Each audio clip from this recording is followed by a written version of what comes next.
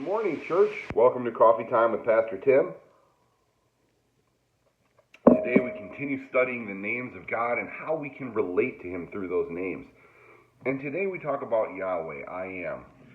Exodus chapter 3, verse 14. God said to Moses, I am who I am. This is what you are to say to the Israelites. I am has sent me to you. For nearly 400 years, the children of Israel thought their God was dead or AWOL or on vacation. Not long after Abraham had been introduced to God, his descendants, the Hebrew people, found themselves slaves in a foreign land.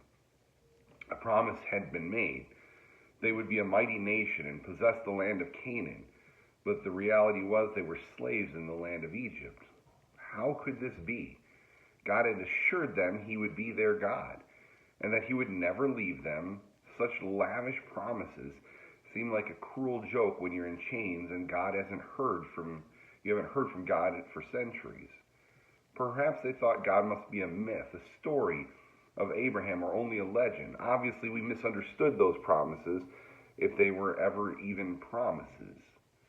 Moses himself may have wrestled with such doubts. Living in exile in Midian, he encountered a burning bush, and in that experience met God firsthand.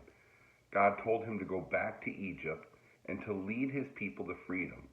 When Moses asked, "Who should I tell them sent me?" God answers simply with this, I am. I am, the meaning is powerful. Even when translated into English, to say I am means I exist. But as a name, it also suggests timelessness, self-sufficiency, changelessness. The Israelites during the time of Moses may not have been familiar with God, but He still knew all about them.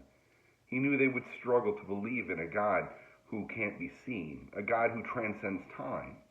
He knew they would be fickle and faithless, and that they would need constant rescue from the consequences of their own foolish choices. And still He set His affection upon them. We're constantly asking God questions. Are you able to see me? Are you wanting to know me? Are you going to help me? Are you willing to forgive me? To all of your questions, God answers, I am. So this morning, church, if you're struggling with that, if you're struggling with maybe a gap between you and God, here's a simple prayer. I believe you are the one true God who is near and never changes. Though I do not understand completely, your promises will never fail me. Help me to rely on your presence, God, and to trust in your constant faithfulness. Amen. That's my challenge for you this week, church, is if you feel a separation or you feel a gulf, know that He is always there. He is always I am, and He is always waiting for that relationship. You can never be too far away. The gulf can never be too big. He loves you that dearly.